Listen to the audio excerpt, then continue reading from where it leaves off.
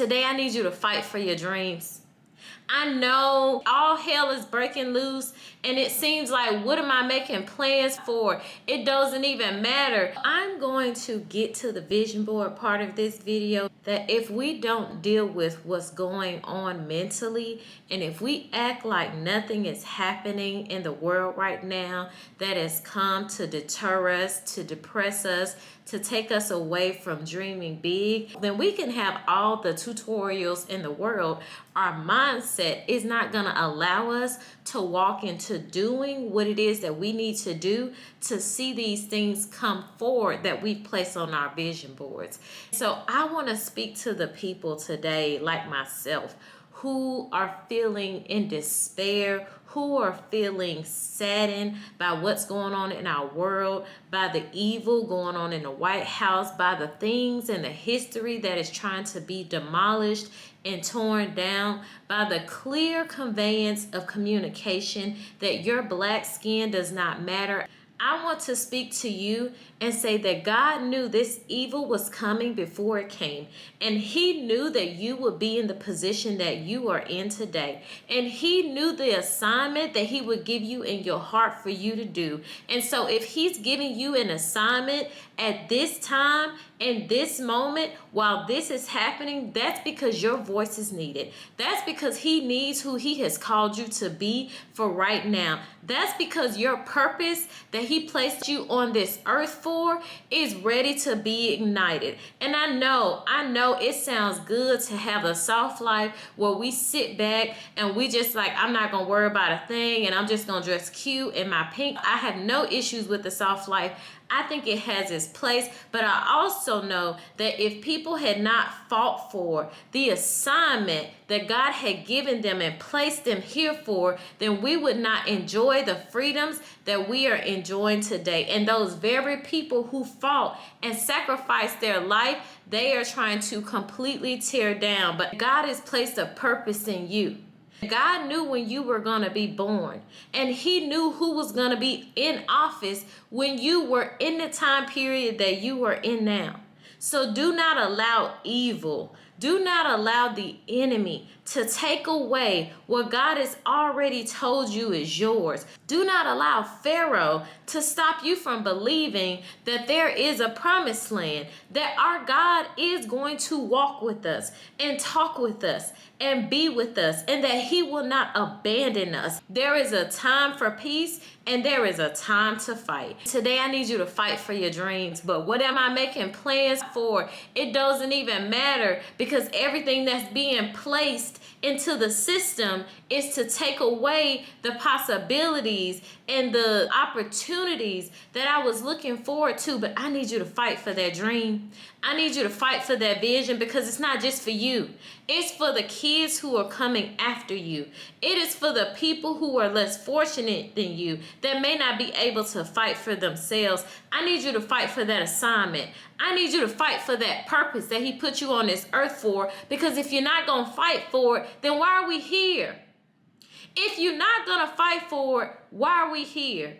So I need you to dust those shoulders off. And I'm not saying be involved in issues that you are not passionate about. I'm not saying that every fight and every issue is your fight and your issue. God has given you purpose that speaks to right now, that speaks to where we are, that is going to serve somebody who needs it in this season, who's gonna need it heavily over the next 4 years, who's gonna need it heavily over the next week or 2 or 3, and you cannot withhold it.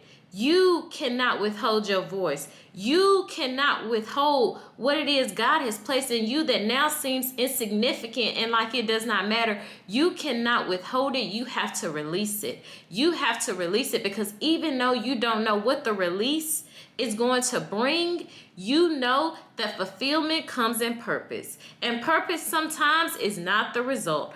Purpose is the release of what he's placed in you. Your purpose is in each step that you take. Your purpose is in each move that you make. Your purpose is in each yes that you say yes to. So dust off the plans that you had dreamed for yourself. The Israelites, when they were being led out by Moses, out of captivity, out of slavery, out of pharaohs and leaders that were oppressive, there were dreams that they had in their heart that they thought would never come to fruition. But God knew that there was a promised land that he was going to get them to, even though it did not look like it was possible. And I don't need you to think it's probable. I just want you to say to yourself, it's possible.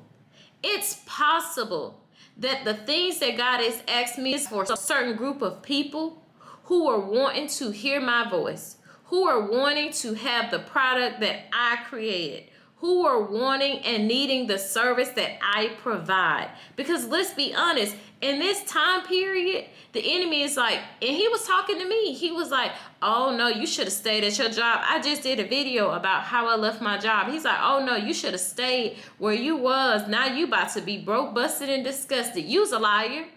You's a liar. Because God knew before he asked me to leave when the time period would be that he asked me to leave. He knew that my voice would have to be spoken in a way that was not monitored, that was not curtailed, that could not be told what to say and what not to say. And he knew the vision that I had and the product that I have.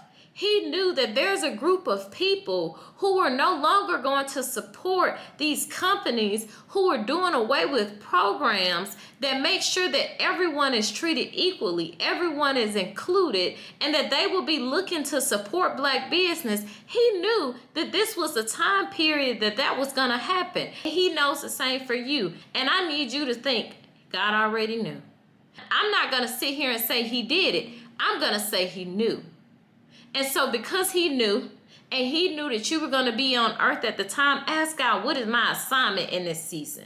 What is my purpose in this season? What is my voice in this season? What is my service in this season? What is my product in this season? Because whatever it is, Lord, that is in this season that I am in, that I'm supposed to produce, I want to produce it. Because when my eyes close and they don't open again, I'll be okay if I can say I did what I was called here to do.